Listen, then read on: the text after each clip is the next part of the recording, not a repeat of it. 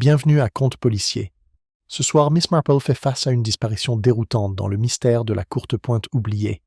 Une courte pointe renferme un secret, un village cache une vérité. D'où nous rejoignez-vous alors que le mystère se dévoile? La fête annuelle d'été à St. Mary Mead était de ces événements qui apparaissent dans le bulletin paroissial des mois à l'avance et surtout dans les conversations chuchotées de l'Institut féminin.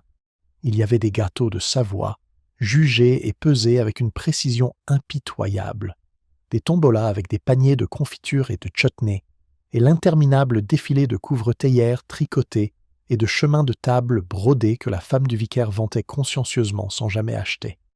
Ce samedi-là, le soleil filtrait doucement à travers les tilleuls, achetant le vert de lumière changeante. Les enfants se précipitent d'un étal à l'autre, leur rire surpassant les bavardages polis des adultes. L'air sentait la rose, la limonade et la fumée des scones qui cuisaient dans la salle paroissiale. Miss Marple, coiffée de son élégant chapeau de paille orné d'une modeste grappe de violettes, était confortablement assise au bord du pré. Elle observait la foule avec la patience sereine de quelqu'un habitué à attendre quelque chose. Non pas que quoi que ce soit doive arriver, bien sûr, mais, d'après son expérience, la nature humaine avait une remarquable capacité à s'imposer aux moments les plus inopportuns. Au cœur de la fête se trouvait Madame Harriet Greville, récemment installée dans la majestueuse demeure quelque peu négligée de la colline. Son arrivée à St. Mary Mead avait suscité une vive curiosité. Riche, veuve et aux opinions bien arrêtées, Madame Greville avait déjà réussi à offenser la femme du vicaire par ses remarques franches sur les fonds paroissiaux et à perturber les dames du village par sa déconcertante habitude de s'immiscer dans leurs affaires privées. Ce jour-là, cependant, elle régnait en maître à la table de tombola, sa voix résonnant sur la pelouse, tandis qu'elle annonçait chaque numéro de billet avec un flair théâtral. Le prix convoité était une vieille courte pointe, rafistolée de soie délavée et brodée d'initiales, offerte anonymement. Des rumeurs prétendaient qu'elle avait appartenu à la famille Greville il y a des générations, mais Madame Greville elle-même a balayé cette idée en riant. Lorsque le numéro gagnant fut enfin annoncé, 73, un silence s'abattit sur la foule. Le billet appartenait à M. Leonard Bates, le discret notaire du village dont la vie, en apparence, se résumait à des testaments routiniers, des litiges fonciers et des apparitions ponctuelles au King's Arms pour sa pinte solitaire. Sa surprise d'avoir gagné était évidente lorsqu'il s'avança, s'inclinant maladroitement pour remercier, tout en berçant la courte pointe comme s'il doutait de sa valeur. La fête sembla reprendre son joyeux bourdonnement, jusqu'à ce qu'un cri perce l'air. Il provenait de près de la buvette, où Madame Greville venait de se retirer avec sa limonade. Le temps que quelqu'un la rejoigne, la redoutable dame gisait affalée sur sa chaise, son chapeau à large bord de travers, les lèvres teintées d'un bleu caractéristique. « Elle s'est évanouie !» s'exclama Madame Price Ridley en agitant inutilement ses mains. Mais Miss Marple, se relevant avec une rapidité surprenante pour son âge, s'était déjà rapprochée. Un seul regard sur le visage impassible de Madame Greville lui indiqua que l'évanouissement n'y était pour rien. La fête, autrefois pleine de rires et de commérages, se transforme en panique. Les enfants furent emmenés, les voix s'élevèrent, confuses, et le vicaire balbutia des prières. C'est Miss Marple, avec son autorité tranquille, qui a prononcé les mots que personne d'autre n'osait prononcer. J'ai bien peur que Madame Greville soit morte. Et je crois qu'elle marque une pause, ses yeux bleus clairs se plissant légèrement. Ce n'était pas dû à des causes naturelles. Le choc provoqué par l'effondrement soudain de Madame Harriet Greville se répercuta sur la fête comme une rafale de vent froid qui étouffe la lueur des bougies. Là où, quelques instants auparavant, on entendait rires et bavardages, régnait maintenant un silence gêné, ponctué de murmures, de halètements et de quelques cris d'alarme. La musique du gramophone, qui continuait à jouer un foxtrot joyeux, semblait horriblement déplacée, jusqu'à ce qu'un jeune homme, troublé, se précipite pour l'éteindre. La première à retrouver son calme fut Madame Price Ridley, même si, il faut l'admettre, son calme était plutôt théâtral. Elle serrait ses perles, les yeux écarquillés, et déclarait à quiconque qui était à portée de voix « Voilà, c'est exactement ce que j'ai toujours redouté. Ces morts subies sont si fréquentes de nos jours. Un cœur faible, sans doute, et aggravé par l'excitation. J'ose dire qu'elle n'aurait pas dû se donner autant de mal à la tombola. D'autres, en revanche, étaient moins sûrs. M. Leonard Bates, tenant toujours maladroitement la courte pointe, semblait figé sur place. Son regard allait de la silhouette inerte de Madame Greville au visage surpris autour de lui, comme s'il hésitait entre sortir poliment ou proposer son aide. À côté de lui, même Hartnell murmura d'une voix suffisamment forte pour que la moitié de la population verte l'entende. Lèvres bleues, je les ai vues comme en plein jour. Ce n'est pas un cœur qui lâche, c'est du poison, croyez-moi. C'est une particularité des villages anglais que la tragédie n'étouffe jamais complètement les ragots. Au contraire, elle les accélère. En quelques minutes, les théories fleurissaient à une vitesse folle.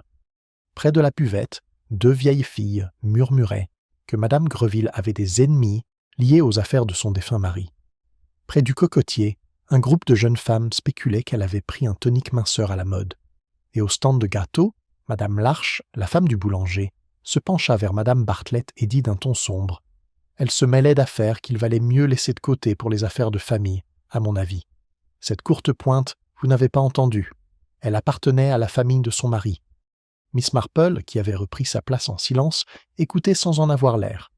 Son tricot reposait sur ses genoux, sans même faire semblant d'y travailler. Des années de vie villageoise lui avaient appris que les gens en disaient souvent plus qu'ils ne le voulèrent après un choc. La peur faisait jaser, et les langues jasées, d'après l'expérience de Miss Marple, étaient plus instructives que les enquêtes officielles. L'inspecteur Craddock arrive peu après, convoqué par la ville voisine. Homme compétent et vif, il ne perdit pas de temps à rétablir l'ordre. Il annonça que la fête se terminerait immédiatement. Les stands seraient fermés, les enfants renvoyés chez eux, et tous les témoins priés de rester disponibles pour être interrogés. Son ton, ferme mais sans agressivité, rassura certains et en irrita d'autres, mais il ne souffrit aucune contestation.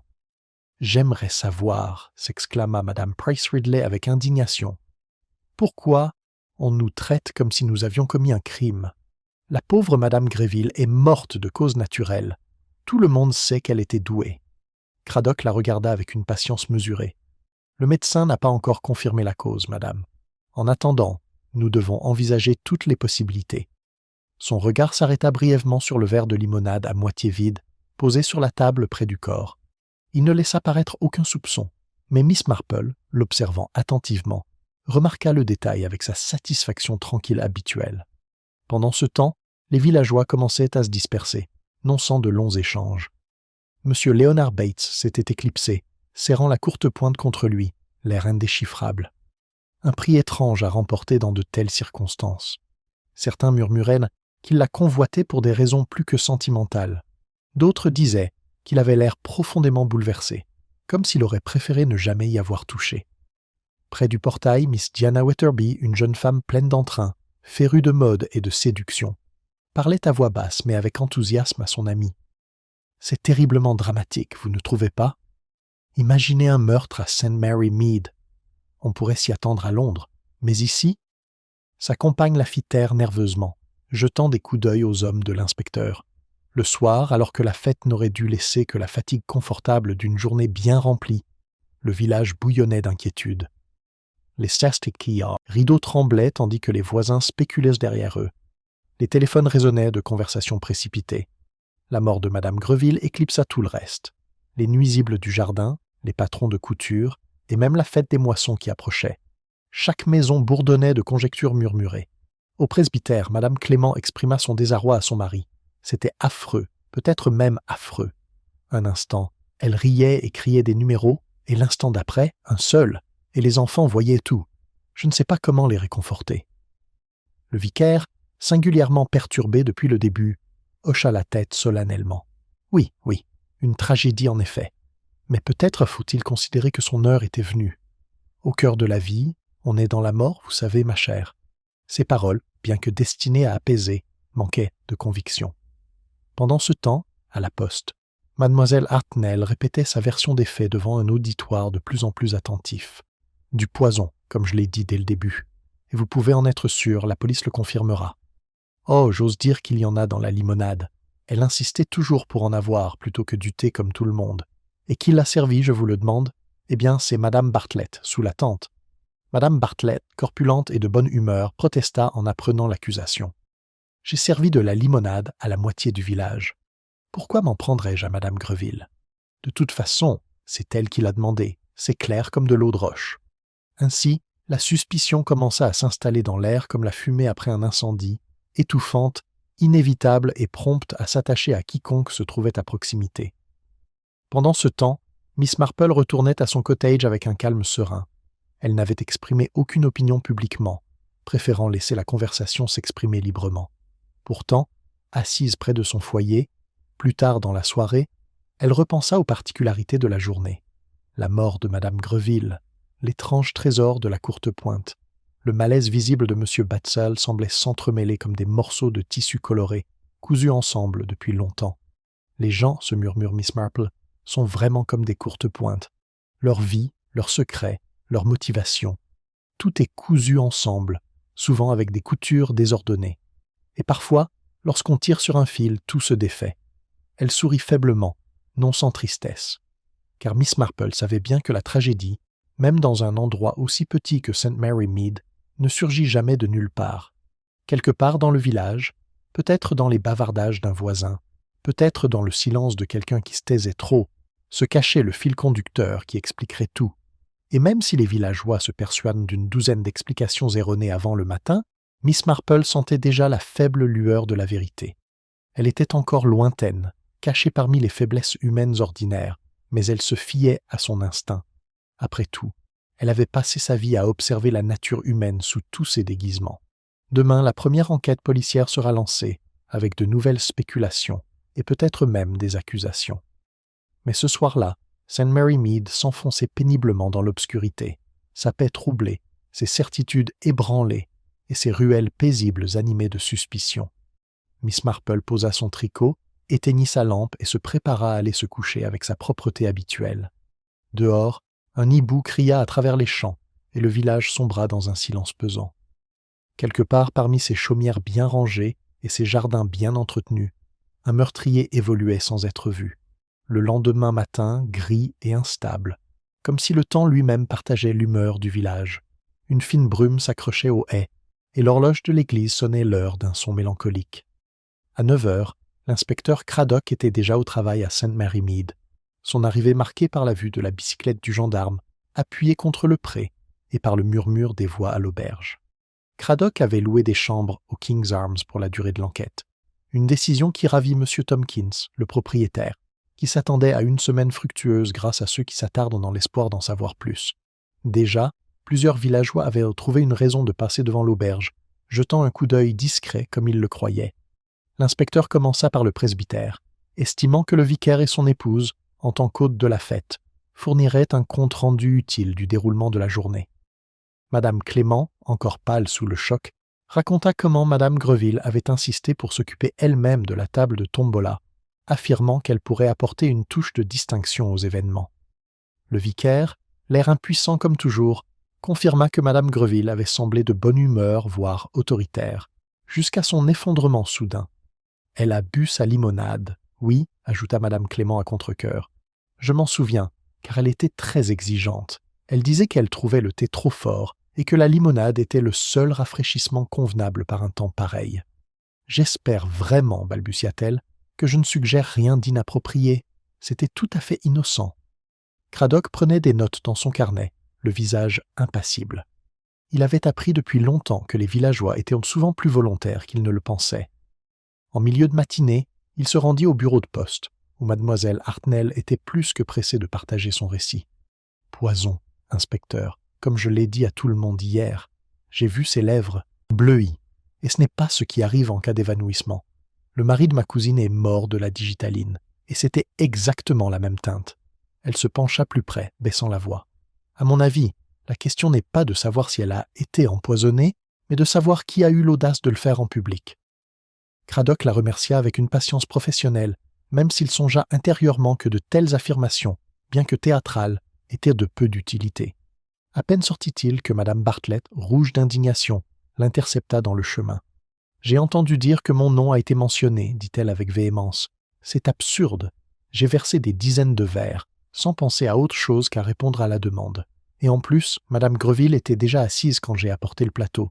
Elle s'est servie, inspecteur. Je ne saurais dire si le verre qu'elle a bu était celui que j'avais servi ou celui qu'elle avait apporté elle-même. Ce petit détail intéressant est Craddock.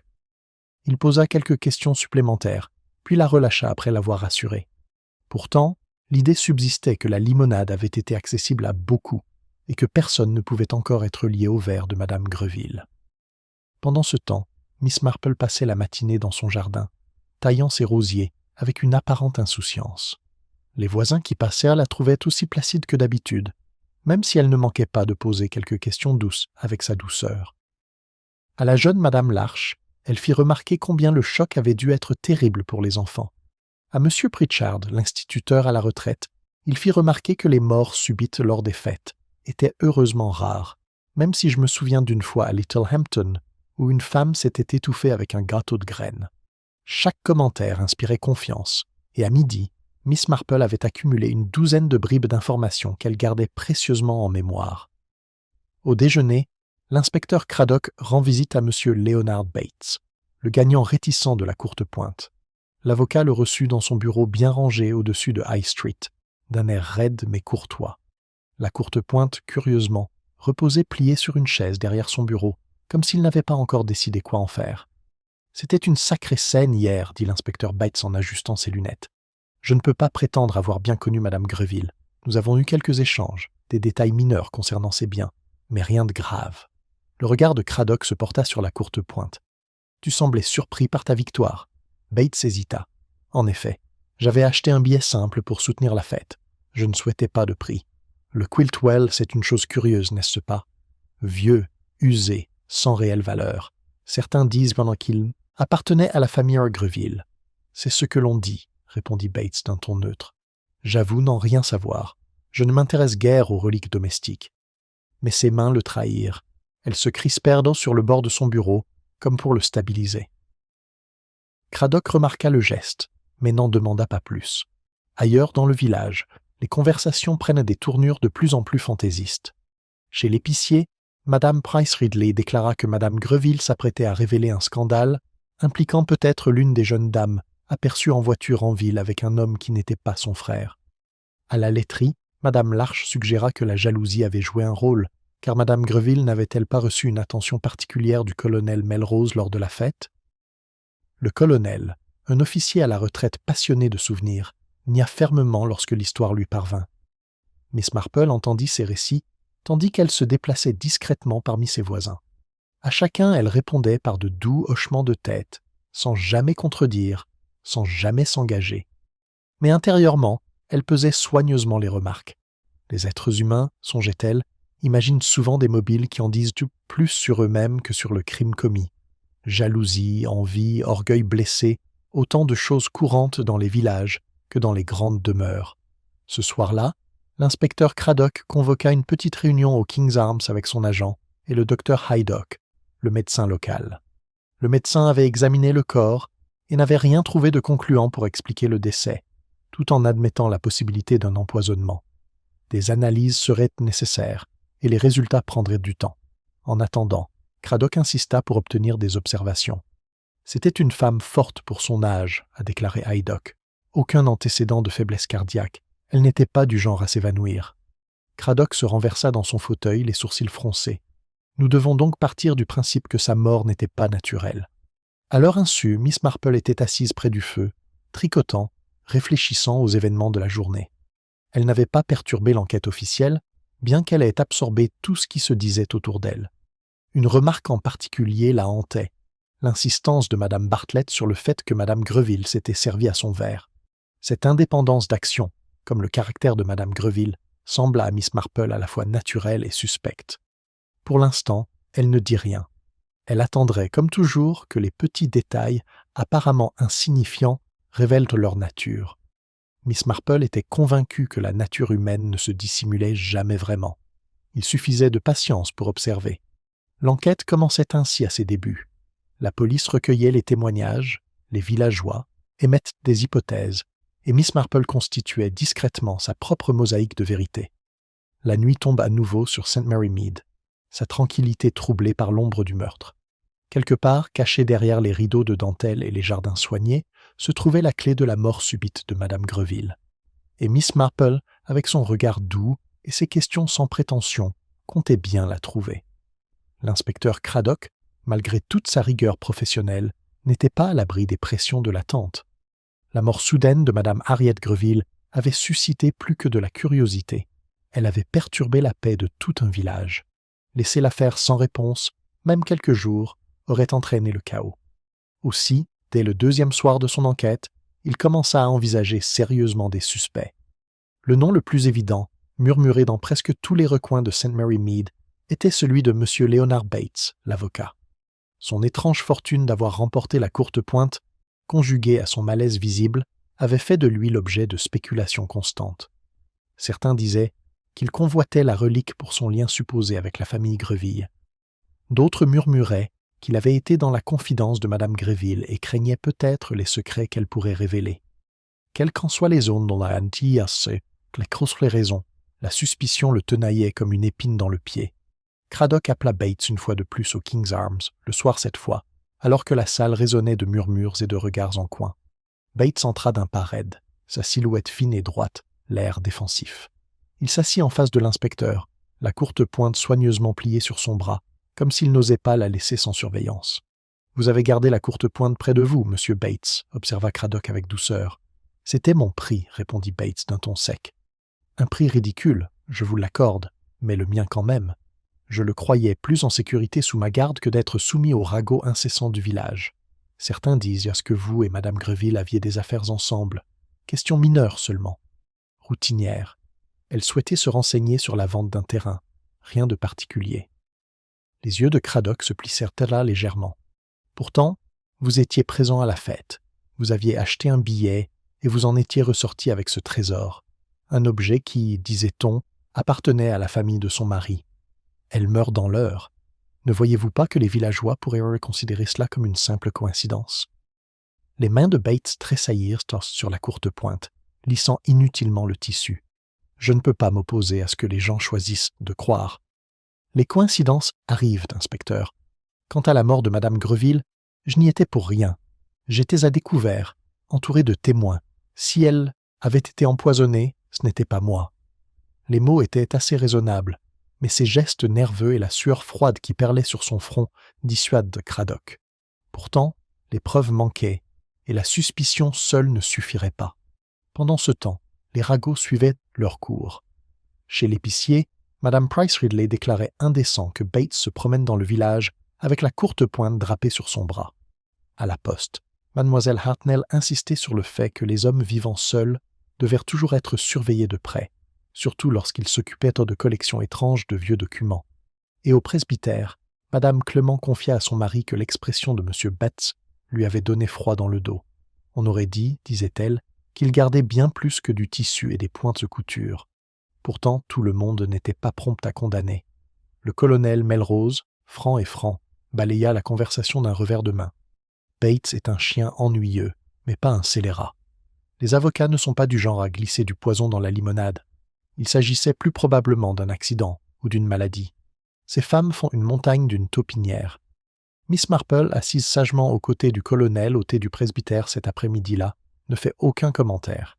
Elle avait observé Bates attentivement à la fête, et de nouveau à l'auberge. Nerveux, certes, mais la nervosité n'était pas une preuve de culpabilité. Nombre d'innocents avaient été détruits en paraissant coupables au mauvais moment. La nature humaine était pleine de telles ironies. Elle pensa plutôt à la courte pointe elle-même, un objet curieux et un prix étrangement prestigieux pour une tombola villageoise. Ces morceaux de soie délavés et ces broderies laissaient entrevoir une histoire, des liens depuis longtemps oubliés. Pourquoi avait-elle été donnée, et par qui? Et pourquoi Madame Greville avait-elle semblé si indifférente à l'idée de son origine familiale? Ces questions, songea Miss Marple, étaient plus révélatrices que la transpiration de M. Bates. Mais pour l'instant, la police s'était fixée sur lui, et le village l'imita. L'inspecteur Craddock, déterminé à étayer son dossier, examina de plus près la vie récente de Madame Greville. Il découvrit qu'elle s'était exprimée ouvertement sur les affaires paroissiales, souvent aux grandes dames de ses interlocuteurs. Elle avait insisté auprès du curé au sujet des comptes de l'Église, s'était plainte de la gestion des fonds de l'Institut des femmes et, plus récemment, avait laissé entendre qu'elle envisageait de modifier son testament. « Son testament » demanda Craddock lorsque l'avocat le confirma. « Oui » admet Bates à contre-cœur. « Elle m'avait consulté, mais rien n'était encore définitif. Elle parlait de laisser certains legs caritatifs, d'en réduire d'autres, et peut-être de prévoir des dispositions pour un parent éloigné. Elle resta vague, mais insista sur la nécessité de modifications. Est-ce que quelqu'un dans le village aurait pu perdre quelque chose à cause de ces changements? Peut-être, concéda Bates. Mais elle ne m'a pas confié toutes ses intentions. Cette révélation ajouta de l'huile sur le feu. Si Madame Greville avait été sur le point de modifier son testament, beaucoup auraient eu à y gagner ou à y perdre. Pourtant, les villageois s'accrochaient à la simple histoire selon laquelle l'homme qui se promenait avec la courte pointe était le méchant. Ce soir-là, dans le calme de sa chaumière, Miss Marple était assise près du feu, tricotant. Ses aiguilles claquaient doucement, tandis qu'elle méditait sur les événements de la journée. Elle pensait à M. Bates, en proie à la suspicion, et aux villageois, avides d'un bouc émissaire. Elle pensait aussi à Madame Greville, dont la vie avait été si jalonnée de paroles acerbes et de jugements soudains. N'était-il pas probable qu'une telle femme ait semé la haine aussi facilement que des fleurs sauvages semées sur un talus? Pourtant, l'instinct de Miss Marple lui disait que la vérité n'était pas si évidente. « Il ne faut jamais prendre les ragots pour des preuves », murmura-t-elle, se rappelant un cas de sa jeunesse où une paroisse entière avait accusé le mauvais homme, simplement parce qu'il était maladroit et seul. Le lendemain matin, l'inspecteur Craddock fit son premier geste décisif. Il somma M. Bates de rester disponible, l'avertissant de ne pas quitter le village. Ce n'était pas une arrestation, mais cela suffisait à faire jaser. Bates traversa la grande-rue, la tête haute et les lèvres pincées, tandis que derrière les rideaux de dentelle et les comptoirs des boutiques, les murmures se multipliaient. « C'est lui, croyez-moi », a déclaré Mme Price Ridley. « L'inspecteur est sur le point de le prouver. » Mais dans son jardin, Miss Marple se penchait sur ses rosiers et pensait autrement. « Trop propre », dit-elle doucement en époussetant la terre de ses gants. « La vie et le meurtre sont rarement aussi bien rangés. » La courte pointe resta en possession de M. Bates, témoin silencieux dont personne ne comprenait encore l'importance. Miss Marple résolut d'en savoir plus, car elle pressentait que ces points colorés détenaient la clé non seulement de l'histoire familiale, mais aussi du mobile d'un crime très moderne. Ainsi, tandis que la police étudiait le suspect opportun, Miss Marple s'apprêtait à explorer un tout autre fil conducteur. La vérité, soupçonnait-elle, résidait non pas dans une culpabilité évidente, mais dans des détails négligés que d'autres ignoraient. Elle l'avait déjà vu maintes fois. L'énigme ne faisait que commencer. Le lendemain apporte un calme trompeur à St. Mary Mead. Le soleil brillait agréablement, comme déterminé à effacer le souvenir de la sinistre interruption de la fête. Les enfants reprennent leur jeu dans les ruelles, les jardiniers se penchent de nouveau sur leurs plates-bandes, et pourtant un malaise planait sur le village comme une brume refusant de se dissiper. Partout où l'on passait, les conversations s'atténuent brusquement, puis reprennent en murmures pressants dès que l'on tournait le dos. L'inspecteur Craddock, ayant désigné M. Leonard Bates comme sa cible principale, poursuivit ses investigations de routine. Les dépositions furent de nouveau recueillies, les horaires confirmés, les déplacements comptabilisés. Pourtant, malgré tous ces efforts, aucune preuve tangible n'apparut. Le verre de limonade, soigneusement récupéré par l'agent, avait été envoyé pour analyse. Jusqu'au résultat, les spéculations prirent le pas sur les certitudes. Pendant ce temps, Miss Marple se promenait tranquillement le long de High Street. Elle avançait d'un pas calme, s'arrêtant ici et là pour saluer ses connaissances, ses manières toujours aussi innocentes. Pour ceux qui la voyaient, elle n'était qu'une vieille fille, friande de ragots, passionnée de fleurs, l'incarnation même de la curiosité innocente. Peu se doutèrent de la perspicacité avec laquelle son regard observait les petits détails que les autres ignoraient. Au bureau de poste, Mademoiselle Hartnell s'exprimait à voix haute, déclarant à tous ceux qui l'entendent que la culpabilité de Bates était évidente. Il avait même emporté les preuves chez lui. Cette courte pointe, eh bien, elle aurait pu s'empoisonner elle-même. Miss Marple écoutait, l'air poliment attentif. Une courte pointe empoisonnée, c'était précisément le genre de théorie fantaisiste qui se propageait lorsque la peur s'emparait d'elle. Pourtant, son esprit s'attardait sur la courte pointe, sa présence curieuse à la fête, son air d'appartenance pourtant mis de côté. Elle se souvenait clairement de la façon dont Bates avait accueilli la chose avec hésitation, presque réticence, et de la façon dont Madame Greville l'avait balayé d'un rire lorsque des rumeurs de lien familial avaient été évoquées. Le contraste parut étrange à Miss Marple, car Madame Greville était une femme qui appréciait les possessions, qui aimait afficher sa supériorité. Pourquoi alors traiter la courte pointe avec indifférence? À moins que les aiguilles de Miss Marple ne s'accélèrent ce soir-là, à mesure que l'idée se formait. à moins qu'elle ne souhaite se débarrasser de la courte pointe.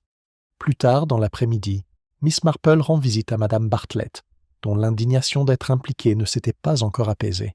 Autour d'un thé, servi avec une hâte nerveuse, Madame Bartlett répéta sa défense. « J'ai servi des dizaines de verres, Miss Marple. Des dizaines, et elle a choisi le sien elle-même. Je ne saurais dire d'où il venait. » Miss Marple murmura d'une voix apaisante, d'un ton empreint de compassion. « Ça a dû être une épreuve terrible, ma chère. Difficile de s'y retrouver quand on est occupé à servir. J'imagine que vous avez dû aller chercher des cruches fraîches plus d'une fois. »« Oh oui, dit Madame Bartlett avec empressement. Le premier verre s'est écoulé en un rien de temps, et j'ai dû envoyer ma fille courir à la cuisine pour en chercher. Et puis, plus tard, il faisait si chaud que tout le monde voulait de la limonade. Je ne saurais dire dans quel pichet elle buvait. » Miss Marple hocha la tête, le regard pensif. Un détail, certes, mais révélateur. S'il y avait eu plusieurs pichets, les risques de manipulation se multipliaient. N'importe quelle main aurait pu ajouter quelque chose, et il n'était pas nécessaire de s'approcher directement du verre de Madame Greville. En rentrant chez elle, Miss Marple passe devant le bureau de Leonard Bates. Par la fenêtre, elle l'aperçut assis à son bureau, la courte pointe soigneusement pliée à côté de lui. Il paraissait pâle, épuisé, son stylo grattant nerveusement des papiers. Quelque chose dans cette image réveilla en Miss Marple un souvenir, celui d'un autre homme, il y a longtemps, qui avait gardé un objet près de lui, non pas parce qu'il y tenait, mais par crainte de ce que d'autres pourraient peu découvrir s'il était laissé ailleurs. Ce soir-là, tandis que le crépuscule adoucissait les contours du village, Miss Marple examina à nouveau la question. La courte pointe, la limonade, le testament, les ressentiments du village, autant de pièces d'un puzzle encore incompréhensible. Mais une petite observation la ramenait sans cesse à l'esprit. L'indifférence de Madame Greville à l'égard de la courte pointe. Miss Marple était fière de sa connaissance de la nature humaine. D'après son expérience, on se débarrassait rarement d'objets, à moins que ceux-ci ne soient chargés de souvenirs, de scandales ou de honte. Elle se souvenait de Madame Harcourt, dans Much Benham, qui brûlait les lettres de son mari non pas par mépris pour lui, mais parce qu'elles en révélaient trop sur elle-même. Miss Marple le savait, on craignait plus souvent l'exposition que la perte.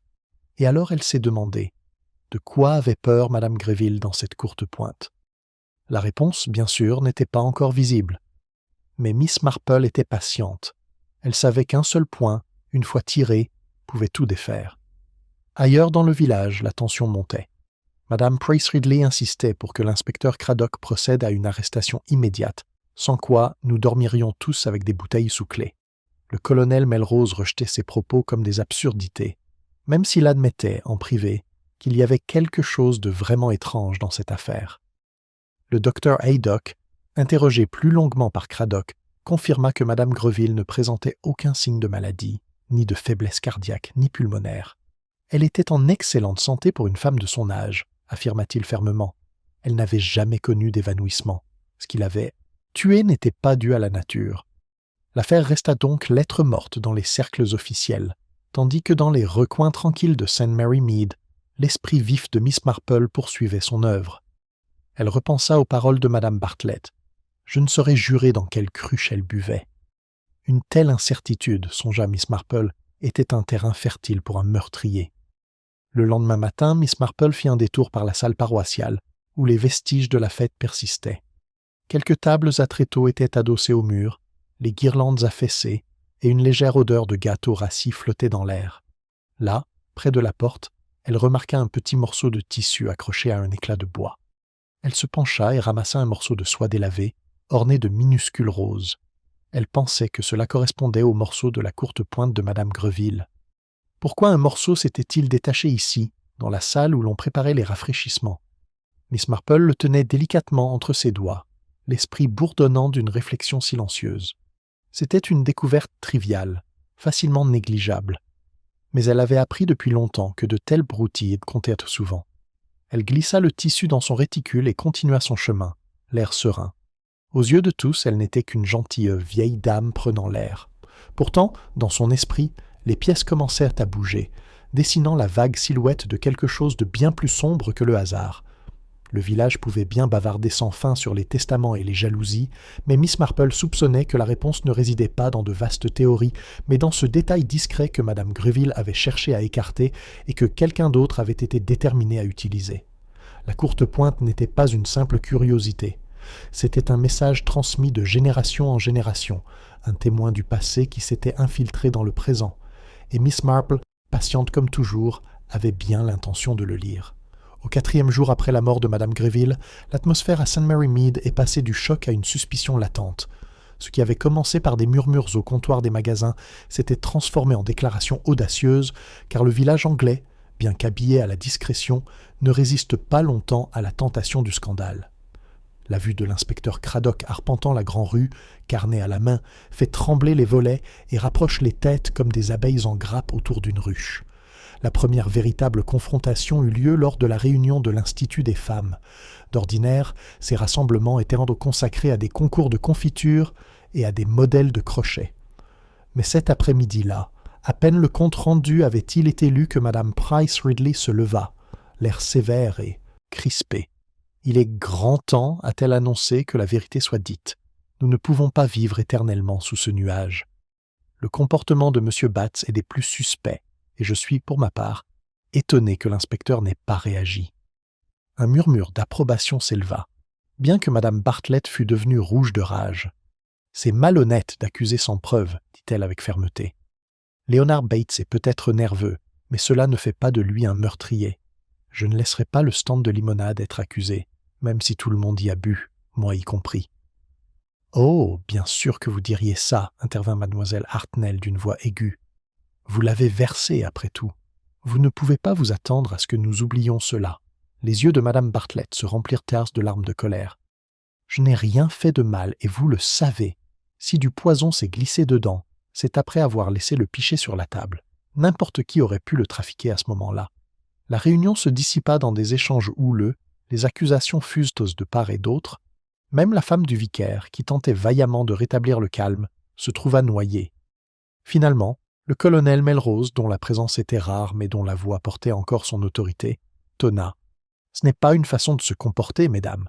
Si nous devons discuter de cette question, que ce soit avec dignité. Sinon, gardez le silence. » La réprimande calma la salle, mais le mal était fait. Ce qui avait été une suspicion polie était devenu une hostilité ouverte, les voisins se regardant avec des yeux plissés. Miss Marple, discrètement assise au fond, tricotait placidement au milieu du tumulte. Elle ne cherchait pas à intervenir.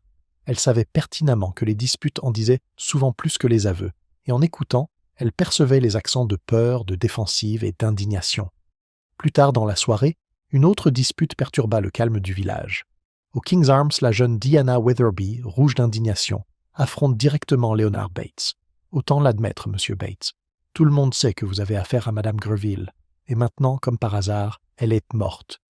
Bates se raidit, le rouge lui montant aux joues. « Comment osez-vous, mademoiselle Weatherby ? Je ne suis pas obligé de m'expliquer, ni à vous, ni à qui que ce soit. Mes échanges avec Madame Greville étaient tout à fait professionnels. »« Professionnels » s'exclama Diana d'un ton moqueur. « Elle t'a humilié plus d'une fois en public, n'est-ce pas ? Je l'ai entendu te traiter de petite employée laborieuse. Et tu veux qu'on croie que tu n'en gardais aucun ressentiment. » L'échange attira l'attention de la moitié de la salle. Craddock, qui entra par hasard à ce moment précis, observa la scène avec désapprobation. Il dispersa rapidement la foule et conseilla à Bates de se retirer pour la soirée. Mais s'il qualifie l'emportement de Diana de mélodrame juvénile, il ne pouvait ignorer le fond de vérité. Madame Greville avait eu la langue bien pendue, et les langues bien pendues engendrent souvent des rancunes encore plus vives. Pendant ce temps, Miss Marple recevait ses propres visiteurs à son cottage. La jeune Madame Larche s'était arrêtée sous prétexte de rendre une tasse de thé empruntée, mais elle avait vite confié précipitamment que Madame Greville avait menacé de révéler les dettes de son mari. Elle a dit avoir la preuve qu'il devait de l'argent à ce bookmaker de Brenton. Je l'ai supplié de ne pas en parler, de penser aux enfants. Mais elle s'est contentée de rire et a dit qu'elle pourrait utiliser cette information quand cela m'arrangerait. La voix de Madame Larche tremblait. Je serais ruiné si cela se savait. Vous ne pensez tout de même pas, oh, Miss Marple, que quelqu'un tuerait pour l'arrêter. Miss Marple tapota doucement la main de la jeune femme. Ma chère, on est prêt à tout quand on se sent pris au piège. Mais mieux vaut ne pas tirer de conclusions hâtives. La peur peut nous faire imaginer plus que la vérité ne le justifie. Après le départ de Madame Larche, Miss Marple resta assise en silence, réfléchissant. Cette nouvelle information confirmait ce qu'elle soupçonnait depuis longtemps. Madame Greville collectionnait des secrets comme d'autres collectionnent des timbres, les amassant pour leur plaisir ou leur profit. Et ceux qui vivent du malheur des autres connaissent souvent une fin violente. Le lendemain matin, une autre révélation arriva. Le docteur Haydock, de passage dans le jardin de Miss Marple, laissa échapper que Madame Greville s'était disputée avec sa propre femme de chambre moins d'une semaine avant sa mort. « Je l'ai congédiée sans préavis pour une banalité, » dit Haydock en secouant la tête. La jeune fille était en larmes quand elle est venue me voir. Elle m'a dit que Madame Greville avait menacé de la mettre sur la liste noire du service. Quelle cruauté! Le regard de Miss Marple s'adoucit. Et où est la fille maintenant? Elle est retournée dans sa famille à Brenton, je crois. Mais voyez-vous, cela élargit le champ des possibles. Elle est peut-être revenue ce jour-là, même si je doute qu'elle ait pu passer inaperçue. Peut-être, pensa Miss Marple, mais elle ne le dit pas à haute voix, car d'après son expérience, les domestiques se déplaçaient souvent sans être vus, même lorsqu'ils étaient à ce présent. On les remarquait rarement, sauf en cas de nécessité. Ainsi, au fil des jours, le cercle des suspects potentiels s'élargit au lieu de se rétrécir. L'inspecteur Craddock, toujours concentré sur Leonard Bates, était de plus en plus frustré. Chaque nouvelle querelle, chaque secret révélé ne faisait qu'embrouiller davantage les choses. Miss Marple, cependant, ne se laissa pas abattre. Elle accueillit avec joie le désordre, car elle savait que la vérité se révélait souvent dans l'enchevêtrement des passions humaines. Comme la courte pointe cousue de morceaux disparates, le crime était composé de multiples pièces. Le défi consistait à distinguer les morceaux qui constituaient le motif et ceux qui n'étaient que des distractions. Ce soir-là, assise près du feu, Miss Marple sortit le petit morceau de soie trouvé dans la salle paroissiale. Elle le compara au souvenir des pièces de la courte pointe et est certaine de sa correspondance. Pourquoi s'était-il détaché dans la salle, loin de la tombola? Elle se souvient de la mention de Madame Bartlett concernant les pichets neufs et les allers-retours précipités. Et elle repensa au rire de Madame Greville, qui avait écarté la courte pointe comme si de rien n'était. Miss Marple sourit faiblement. La nature humaine, songea-t-elle, ne changea jamais. L'orgueil, la rancune, la peur, l'ambition étaient incrustés dans chaque vie. Madame Greville avait manié son savoir comme une arme, et les armes provoquent les ennemis. La question n'était pas de savoir qui avait des raisons de la haïr, mais quel ennemi avait choisi les lieux les plus publics pour les actes les plus intimes. Pour l'instant, le village était en proie à la suspicion, les voisins étaient en désaccord, les secrets se révélaient au grand jour. Mais Miss Marple savait que de telles confrontations étaient les germes de la révélation. Un secret, soigneusement dissimulé, pourrait expliquer non seulement le meurtre, mais aussi la courte pointe elle-même. Alors, avec sa douce patience, elle se prépara à attendre encore un peu, car déjà, les fils se resserrent. Le village de St. Mary Mead s'était à peine installé dans sa nouvelle routine de suspicion que le calme fut à nouveau rompu. Pendant 3 jours, on ne parlait guère que de la mort de Madame Greville. Les voisins, qui autrefois échangèrent des recettes, échangeaient désormais des théories. Les amis, qui autrefois bavardaient à voix basse, murmuraient maintenant avec inquiétude. La présence de l'inspecteur Craddock dans la rue principale était devenue si régulière que les enfants le suivaient avec crainte, tandis que les femmes de l'Institut spéculaient sans fin sur la date à laquelle M. Bates serait emmené menotté. Mais au matin du 5e jour, une nouvelle agitation balaya le village. Madame Larche, tremblante et pâle, fit irruption au bureau de poste, serrant contre elle une feuille de papier. « Regardez-moi ça !» s'écria-t-elle en la fourrant dans les mains stupéfaites de mademoiselle Hartnell. On l'a glissé dans ma boîte aux lettres pendant la nuit. Le papier, froissé et taché, ne portait que quelques mots en majuscules inégales. Elle n'était pas la seule à mérite de mourir. Mademoiselle Hartnell, qui avait rarement besoin d'être encouragée à dramatiser, déclara aussitôt que c'était la preuve d'un fou en liberté. En moins d'1 heure, le message déchaîna les conversations dans tout le village. À midi, il parvint entre les mains de l'inspecteur Craddock, qui l'examina en fronçant les sourcils. Les menaces anonymes n'étaient pas rares dans les cas de scandale, mais le moment choisi pour celle-ci, sitôt après la mort de Madame Greville, était profondément troublant. Craddock fit examiner le document, tout en sachant que l'analyse graphologique ne serait guère utile dans l'immédiat. Pendant ce temps, la peur se répandait rapidement. Les mères gardaient leurs enfants à l'intérieur et les volets étaient cirés plus tôt que d'habitude. « Un meurtrier parmi nous est déjà assez grave, » murmura Madame Clément au vicaire, « mais quelqu'un qui menace de le faire est impensable. » Ce soir-là, la crainte s'avéra fondée, car au crépuscule, alors que le soleil baissait et que les ombres s'étendaient sur la verdure, Un autre incident se produisit. Monsieur Leonard Bates, déjà accablé par les soupçons, fut découvert inconscient dans son bureau. La porte avait été forcée, des papiers éparpillés sur le sol, et la courte pointe tant décriée avait disparu. La nouvelle de l'attaque se répandit comme une traînée de poudre. À l'arrivée de l'inspecteur Craddock, la moitié du village s'était rassemblée dehors, le visage blême sous la lumière des lampadaires. L'agent se fraya un chemin à travers la foule, tandis que le docteur Haydock s'agenouillait près de Bates pour lui prendre le pouls. « Il est vivant », annonça le médecin d'un ton sombre, « mais il a reçu un coup à la tête. Accident ou intentionnel, je ne peux pas encore le dire. » L'inspecteur examina la pièce, les yeux plissés. La fenêtre était entr'ouverte, suggérant une entrée forcée, bien que la serrure ne portait aucune marque. Les papiers éparpillés semblèrent de saccager, mais seule la courte pointe semblait manquer. « Pourquoi le prendre » murmura Craddock. À moins qu'il laissât cette pensée en suspens. Mais l'implication était claire. La courte pointe avait eu plus d'importance qu'on ne le pensait. Dehors, les villageois spéculent à tout va. Certains disaient que Bates avait été attaqué pour le faire taire. D'autres murmuraient qu'il avait lui-même orchestré la scène pour détourner les soupçons. « Écoutez-moi bien » déclara Madame Price Ridley à un groupe d'auditeurs impatients. « L'homme s'est trouvé en proie à la compassion.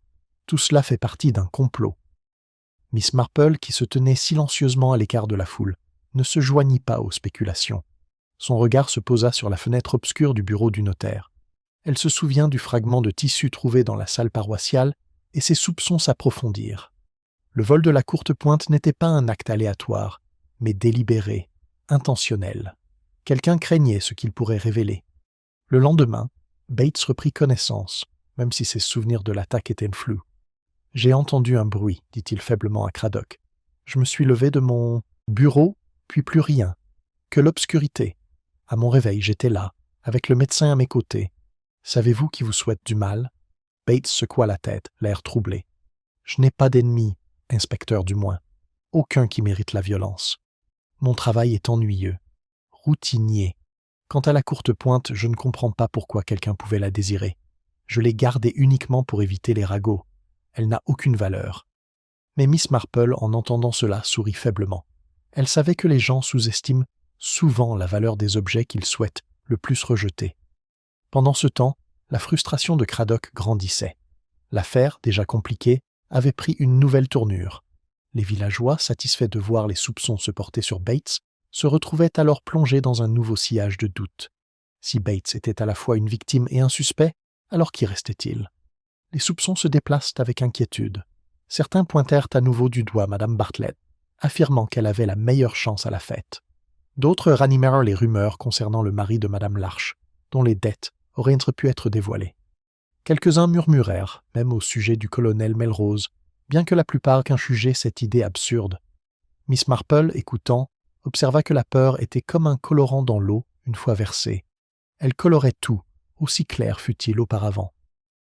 L'attaque contre Bates avait perturbé le tableau précis dressé par l'inspecteur. Elle avait ouvert le champ des possibles, et dans la confusion se trouvait l'occasion de révéler la vérité. Plus tard dans l'après-midi, Miss Marple reçoit la visite du docteur Haydock. Le médecin, malgré son attitude brusque, appréciait sa sagesse discrète plus qu'il ne l'admet. « C'est une sale affaire, Miss Marple. Greville empoisonné, Bates terrassé. On pourrait croire que nous sommes tombés sur une affaire de potin. Croyez-vous qu'il y ait un lien ? » « Je pense que c'est très probable, » répondit doucement Miss Marple. « Mais peut-être pas comme on l'imagine. Voyez-vous, les gens ont tendance à considérer les crimes comme des cas isolés, alors qu'en réalité, ils ne sont souvent que des éléments d'un tout. Un peu comme les pièces d'un patchwork, docteur. » Haydock la regarda d'un air sévère, mais elle avait repris son tricot avec un calme serein, comme si elle n'avait parlé de rien de plus sérieux que de la météo. Cette nuit-là, alors que le village régnait un silence pesant, Miss Marple, assise à sa fenêtre, contemplait les jardins éclairés par la lune. Quelque part, quelqu'un avait retiré la courte pointe, non par sentiment, mais par peur. Et la peur, elle le savait, était le signe le plus sûr.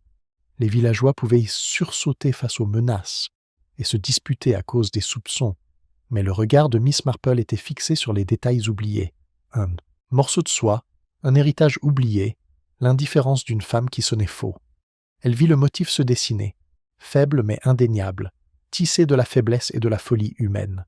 Et maintenant, avec un second crime qui ébranlait le village, Elle savait que le meurtrier sentirait l'étau se resserrer, car ceux qui frappent 2 fois se révèlent souvent non par leurs actes, mais parce qu'ils ne parviennent pas à dissimuler. L'attaque contre Leonard Bates avait bouleversé le rythme de vie à St. Mary Mead. Le village ne se contentait plus de bavarder derrière des rideaux tirés. L'atmosphère était désormais empreinte d'une véritable peur. La lettre anonyme, le vol de la courte pointe et les blessures de l'avocat avaient déstabilisé même les plus sceptiques. Les ménagères fermèrent leurs portes à clé en plein jour, et les hommes qui se moquaient autrefois de la nervosité des femmes gardèrent désormais de robustes cannes à leur côté. L'inspecteur Craddock, malgré son air vif, portait des rides de frustration au coin de ses yeux. « Nous ne sommes pas plus avancés que le jour de la fête, admit-il au docteur Haydock dans un moment de lassitude. J'ai une demi-douzaine de suspects, aucune preuve, et maintenant un second crime vient compliquer les choses. Les villageois s'attendent bientôt à ce que je trouve une réponse de toute pièce. » Le docteur Haydock eut un petit rire sinistre. « Vous devriez peut-être consulter Miss Marple. Elle a le don de remarquer des choses que nous autres ne voyons pas. » Craddock haussa les sourcils, mais ne dit rien. Il n'était pas encore prêt à admettre que la vieille dame silencieuse et son tricot risquent d'en voir plus que toute la police. Pendant ce temps, Miss Marple poursuivait son chemin habituel, se déplaçant dans le village avec un calme discret. Elle écoutait à l'épicerie, adressait un signe de tête compatissant à la poste, et offrait des observations douces qui désarmaient même les villageois les plus défensifs. Derrière ces questions superficielles, cependant, son esprit travaillait sans relâche. Il était désormais clair que la courte pointe était au cœur de l'affaire. Volée autrefois et rejetée avec tant de mépris par Madame Greville, elle n'était pas un simple objet de tissu et de fil. Elle portait une signification cachée, peut-être un souvenir, peut-être un secret cousu dans ses coutures. Miss Marple se souvenait du fragment qu'elle avait trouvé à la salle paroissiale. Pourquoi était-il là? La courte pointe avait-elle été manipulée dans la cuisine avant la tombola? Cette pensée la troublait car elle suggérait une planification et non un hasard. Le moment était venu, décida-t-elle, de procéder à une petite expérience. L'occasion se présenta par un après-midi ensoleillé lorsqu'elle rencontra Diana Weatherby près du parc. La jeune fille, agitée et irritable, n'hésite pas à exprimer son opinion. « Tout cela est affreux, Miss Marple. D'abord Madame Greville, puis le pauvre Monsieur Bates. C'est comme si une malédiction s'était abattue sur nous. Et maintenant, la courte pointe a disparu. J'avoue que je n'ai jamais aimé son aspect. De vieille soie si lugubre, comme sortie d'un conte de fantômes. » Miss Marple sourit doucement. « Ah, mais les objets évoquent bien des souvenirs, n'est-ce pas? Une courte pointe, par exemple, des morceaux de vie cousus ensemble. Certains morceaux peuvent nous rappeler des moments heureux, d'autres tout le contraire. On ne sait jamais quel souvenir se cache derrière de telles choses. » Diana frissonna violemment. « À mon avis, Madame Greville l'avait donné parce qu'elle le détestait. J'ose dire que cela lui rappelait un scandale effroyable. Sinon, pourquoi s'en être débarrassé? » Les aiguilles de Miss Marple claquaient doucement dans ses mains. « En effet, ma chère, j'ai parfois vu des familles cacher bien des choses dans les choses les plus ordinaires. Des lettres cousues dans des doublures, par exemple, ou des noms brodés dont on ne se souvenait pas. » Elle regarda Diana avec une apparente innocence. On se demande si la courte pointe renferme un tel secret. Cela pourrait expliquer pourquoi quelqu'un était si désireux de la posséder, même au prix de la violence. Le visage de la jeune fille pâlit, sa gaieté s'évanouissant un instant, puis elle rit trop vite. « Vous avez des idées bien fantaisistes, Miss Marple. Personne dans ce village ne pourrait être aussi dramatique. »« Peut-être pas, » dit Miss Marple avec douceur. « Pourtant, les secrets ont tendance à surgir souvent, au moment où on s'y attend le moins. » L'échange fut bref, mais Miss Marple le garda en mémoire. La réaction de Diana, d'abord alarmée puis forcée à la légèreté, était plus révélatrice que n'importe quel aveu. Elle suggérait la connaissance, ou du moins la peur. Et la peur, Miss Marple le savait, était le langage le plus éloquent. Ce soir-là, elle poursuit son petit test. Invitant Madame Bartlett et Madame Larch à prendre le thé, elle parla légèrement des affaires du village, jusqu'à ce que les tasses de Poughkeepsie soient vides et l'assiette à gâteau presque vide. Puis, comme par réflexion, elle remarqua « C'est curieux, ce kilt, n'est-ce pas? Certains disent qu'il aurait été cousu à partir de vêtements appartenant à la famille Greville. Un morceau de robe, un gilet, voire une robe d'enfant. Imaginez les souvenirs qu'il doit contenir. » Madame Bartlett, robuste et raisonnable, haussa les épaules. « De vieux chiffons, je devrais dire. Inutile de les mettre sur un lit. Mais Madame Larche se raidit, sa tasse de thé claquant contre sa soucoupe. « Une robe d'enfant, dites-vous? Quelle absurdité! Qui vous a dit ça? »« Personne, ma chère, dit Miss Marple avec un sourire serein. Je pensais simplement à voix haute. On entend ce genre de choses dans les villages. Bien sûr, on exagère souvent. Il serait néanmoins intéressant de savoir à qui appartenaient ces vêtements, n'est-ce pas? » Madame Larche n'ajouta rien, mais son départ est précipité. Miss Marple la regarda partir, l'air pensif. Deux réactions se manifestèrent, le déni nerveux de Diana Weatherby et l'inquiétude de Madame Larche. Toutes deux dénotèrent quelque chose de plus personnel que de simples ragots. Plus tard dans la soirée, Miss Marple était assise dans son salon, le morceau de soie à la main. Elle repensa aux conversations de la journée. Le test n'avait été qu'une simple suggestion, une allusion lancée dans une conversation informelle. Pourtant, il avait suscité des réactions cinglantes. On se prémunit rarement contre ce qui semblait être un bavardage inoffensif d'une dame âgée. C'était, songea Miss Marple avec un léger sourire, son plus grand avantage. Ailleurs dans le village, l'inspecteur Craddock se débattait avec son affaire. Il croyait fermement aux preuves, aux traces physiques, aux témoignages et aux chronologies. Mais malgré son travail acharné, les pièces du puzzle ne s'emboîtent pas. Bates, en tant que suspect, ne lui semblait plus satisfaisant. Les protestations de Bartlett étaient trop véhémentes pour être ignorées, et les rumeurs de menaces de Gréville se multipliaient chaque jour. Craddock soupira lourdement, fixant le verre de bière à moitié vide devant lui, au King's Arms. « C'est comme chasser la fumée, » murmura-t-il. À son insu, Miss Marple pressentait déjà les contours de la vérité. Pas encore l'image complète, mais suffisamment pour savoir où chercher. La courte pointe était la clé. Quel que soit le secret qu'elle contenait, il avait poussé quelqu'un à tuer une fois, puis à frapper à nouveau. Et maintenant, grâce à ses douces sollicitations, Miss Marple croyait avoir entrevu l'ombre de la main qui tenait l'aiguille. Pourtant, elle restait prudente. Il ne suffisait pas de soupçonner, il fallait être certain. Et la certitude, Miss Marple le savait, n'arrivait souvent que lorsqu'un suspect se révélait involontairement, sous la pression d'une conversation ordinaire. Le temps était proche, sentait-elle, d'une confrontation silencieuse. Un test, rien de plus que quelques mots, lâchés avec innocence pour voir quel masque tomberait. Car la nature humaine, se rappelait-elle, n'est jamais aussi transparente que lorsqu'elle se croit invisible. À la fin de la semaine, le village de St. Mary Mead était en proie aux spéculations. La fête, autrefois célébrée pour ses scènes et ses rires, n'était plus que le théâtre d'une mort tragique. Les investigations de l'inspecteur Craddock, bien que méthodiques, l'avaient été menées en rond. Chaque nom qu'il envisageait était rapidement remplacé par un autre, et le vol de la courte pointe avait semé la confusion dans toute l'enquête. Pendant ce temps, Miss Marple avait mené son expérience discrète, laissant entendre des allusions à la courte pointe et observant les ondulations se propager. Ces ondulations avaient révélé beaucoup de choses. La légèreté forcée de Diana Weatherby, l'inquiétude et les petites réactions de Madame Larche, facilement ignorées par les autres, mais révélatrices à son œil averti. Elle était désormais certaine que le moment était venu de passer à l'action. Elle ne se présenta pas dans le bureau de l'inspecteur avec des accusations qui ne lui plaisaient pas. Elle invite un petit groupe à prendre le thé dans sa chaumière. Le vicaire et son épouse vinrent de volontiers, tout comme Madame Price Ridley, qui n'était pas du genre à refuser l'occasion d'entendre quelque chose de nouveau. Leonard Bates, pâle mais en convalescence, se laissa convaincre d'y assister, bien que sa réticence fût manifeste. Diana Weatherby arriva avec une vive curiosité, et Madame Larche, après quelques hésitations, se joignit à elle.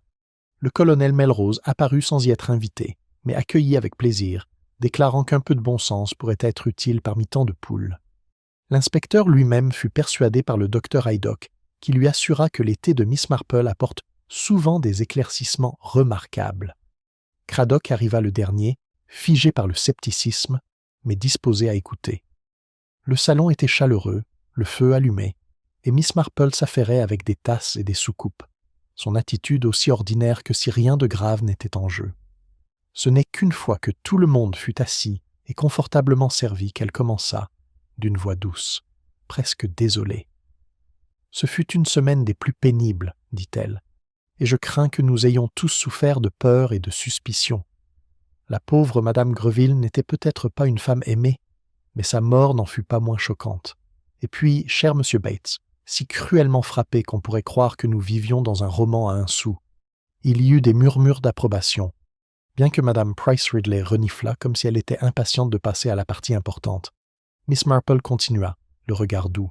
« J'ai beaucoup réfléchi à la courte pointe. Un prix bien étrange pour une fête, vous ne trouvez pas? De vieilles soies, des broderies délavées, rien de vraiment tentant pour les villageois. Et pourtant, elle a disparu presque aussitôt que M. Bates l'a gagnée. Curieux, n'est-ce pas? » À ces mots, plusieurs regards se tournèrent vers Bates, qui rougit. « Je ne l'ai pas perdue de mon plein gré, murmura-t-il. On me l'a volée. » « En effet, dit gentiment Miss Marple, et volée parce qu'elle avait de la valeur. Pas de la valeur monétaire, bien sûr, mais quelque chose de plus important. Voyez-vous, j'ai eu l'occasion de remarquer un petit morceau de tissu coincé près de la salle paroissiale, un fragment de la courte pointe elle-même. Cela m'a suggéré que la courte pointe avait été dans la salle avant la tombola, gérée, peut-être examinée, par quelqu'un qui voulait être certain de son contenu. L'inspecteur Craddock se déplaça, fronçant les sourcils. « Contenu ? Voulez-vous dire ? » « Oui, dit doucement Miss Marple, car cette courte pointe n'était pas constituée de simples morceaux de soie. Elle contenait un souvenir brodé de fils. L'un des morceaux, un petit morceau brodé d'initiales, révélait un nom depuis longtemps oublié par la plupart, mais pas par Madame Greville. Un nom lié à un vieux scandale, un enfant né hors mariage, un droit de propriété qui, s'il était ravivé, pourrait changer le présent. Un frisson de malaise parcourt la pièce. Le colonel Melrose murmura quelque chose à propos de squelettes familiaux qu'il valait mieux laisser enterrer. Le regard de Miss Marple se tourna, avec une grande douceur, vers Madame Larche. « Vous étiez troublée quand j'ai parlé de la robe d'une enfant, ma chère, et ce n'est pas étonnant, car Madame Greville vous avait menacé de démasquer, n'est-ce pas? Les dettes de votre mari étaient une chose, mais... » Courte pointe portait en elle quelque chose de plus profond. Un rappel du lien de votre mère avec la famille Greville. Un lien que Madame Greville pouvait exploiter à tout moment pour ruiner votre réputation ici. Madame Larche pâlit, les mains tremblantes. « Je ne comprends pas ce que vous voulez dire. » Mais le ton de Miss Marple reste doux, presque celui d'une grand-mère. « Tu le fais, ma chère. » Madame Greville se délectant de son pouvoir. Elle s'était débarrassée de la courte pointe à la fête, se moquant de sa valeur supposée, mais elle t'avait déjà fait part de sa découverte. Alors, en désespoir de cause, tu as agi. La limonade était assez simple. Quelques gouttes furent ajoutées hors de vue, et l'habitude de Madame Greville de choisir son verre garantissait que personne ne te soupçonne. Cela aurait pu passer inaperçu, passer pour un évanouissement, jusqu'à ce que le docteur Haydock lui fasse comprendre que sa santé était trop solide pour cette explication. Le silence règne, rompu seulement par le léger tintement de la cuillère du colonel Melrose contre sa soucoupe. Madame Larche resta assise, raide, les lèvres pincées, les yeux rivés sur ses genoux. Et la courte pointe, poursuivit Miss Marple d'une voix à peine plus forte qu'un murmure, restait un danger. La possession de M. Bates était assez inoffensive, mais une fois qu'il l'aurait examinée, il pourrait y lire ce qu'il y avait à lire.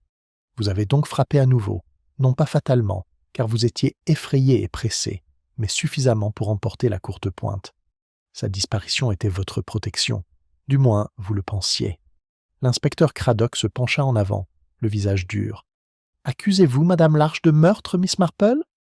Miss Marple joignit soigneusement les mains sur ses genoux. « Je ne fais qu'observer ce que la nature humaine m'a montré. La peur pousse les gens à des actes désespérés. Madame Greville en provoqua beaucoup, mais une seule en eut l'occasion et la raison précise. La courte pointe détenait son secret, et elle ne pouvait le laisser subsister. Tous les regards s'étaient braqués sur Madame Larche. Son souffle s'accéléra, ses joues se colorèrent. Enfin, d'un mouvement brusque, elle se leva, la voix brisée. Elle nous aurait détruits. Elle avait dit qu'elle dirait à tout le monde que ma mère avait été là, mais pas moi. Elle s'arrêta, étranglée. Le docteur Haydock fit mine de la calmer, mais Craddock leva la main. La vérité était évidente. Le silence de Madame Larche confirmait ce que le piège délicat de Miss Marple avait révélé. Le visage de l'inspecteur s'adoucit, mais son devoir demeurait le sien. « J'aurais besoin d'une déclaration complète, dit-il doucement. » Madame Larche se laissa retomber sur sa chaise, son sang-froid s'effritant. Les autres observaient, stupéfaits, le poids du scandale pesant sur le petit salon. Miss Marple, cependant, se contenta de prendre sa théière. « Encore du thé, colonel Melrose » demanda-t-elle aimablement. « Je trouve que c'est souvent la meilleure chose, après les désagréments. Du thé et un peu de patience. » Et avec ça, l'affaire était pratiquement résolue. Les jours suivants à St. Mary Mead fut marqué par un étrange mélange de soulagement et de malaise. Soulagement, car l'inspecteur Craddock avait enfin déclaré l'affaire close. Malaise, car cette résolution signifiait plus qu'une arrestation. Un scandale, celui qui perdure longtemps après le départ de la police. Les aveux de Madame Larche, une fois recueillis dans leur intégralité, se répandirent dans le village à une vitesse étonnante. Bien que l'inspecteur ait eu l'intention de garder le secret jusqu'à l'organisation de la procédure officielle, aucun secret ne pouvait rester bien longtemps à St. Mary Mead. Un jour, le boucher était au courant, le lendemain, la receveuse, et le troisième, même les enfants dans la cour de l'école racontaient à voix basse comment Madame Larche, respectable mère de 3 enfants, avait empoisonné Madame Greville pour faire taire une menace du passé. L'Institut des femmes, autrefois préoccupé par la broderie et les gâteaux éponges, débattait désormais sans fin de la façon dont une telle femme avait pu s'asseoir parmi eux, souriant et hochant la tête, tout en portant un tel fardeau sur son cœur. Madame Price Ridley affirmait que c'était la preuve qu'il ne fallait jamais faire confiance à ceux qui paraissaient trop silencieux. Mademoiselle Hartnell insistait sur le fait qu'il s'agissait d'une mise en garde contre les dangers de la honte cachée. Madame Bartlett, les larmes aux yeux, se contenta de dire qu'elle plaignait les enfants, impuissants face aux péchés de leur mère. Au presbytère, Madame Clément pleurait ouvertement, déclarant que c'était une tragédie pour la paroisse. Le vicaire, toujours désireux de dissimuler le scandale dans les Écritures, murmura que le salaire du péché, c'est la mort, même s'il paraissait troublé en le prononçant. Le baissa. Colonel Melrose, plus pragmatique, déclara que Madame Greville avait attiré son sort sur elle en se complaisant trop dans la cruauté. Pendant tout ce temps, Miss Marple agissait discrètement, offrant un mot gentil ici, une oreille attentive là. Elle ne se joignait pas aux condamnations. Elle avait trop vécu pour imaginer que la culpabilité fût simple. Madame Greville avait exercé un pouvoir impitoyable. Madame Larche, poussée par la peur et le désespoir, avait agi avec une imprudence qui détruisait désormais sa famille. Toutes deux, songea Miss Marple, étaient victimes de la faiblesse humaine, cette même faiblesse qu'elle avait observée 100 fois auparavant, ancrée dans la vie du village comme les pièces d'une courte pointe. L'inspecteur Craddock, bien que soulagé de clore son dossier, était pensif. Un soir, alors qu'il s'apprêtait à quitter le King's Arms, il confia au docteur Haydock. « Ce n'est pas mon travail qui a résolu l'affaire. Pas vraiment, c'est Miss Marple. Elle perçoit les gens, leur nature profonde. J'avais suffisamment de preuves, mais sans elle, j'aurais peut-être rattaché l'affaire à Bates, ou laissé l'affaire sans réponse. » Le médecin sourit. « Elle a un don, cette dame. Ou peut-être est-ce simplement de la patience, ce qui est encore plus rare. » Pendant ce temps, Leonard Bates retournait à son bureau, plus amaigri et plus calme, mais sans plus aucune suspicion. Les villageois le traitaient avec un respect prudent, même si les ragots continuaient de planer. Diana Weatherby, adoucie par ses soupçons, devint nettement plus calme, son rire plus calme, ses manières plus douces. Madame Bartlett continue à la poste, mais sa voix, autrefois si ferme, s'adoucit, comme si elle craignait le poids des mots.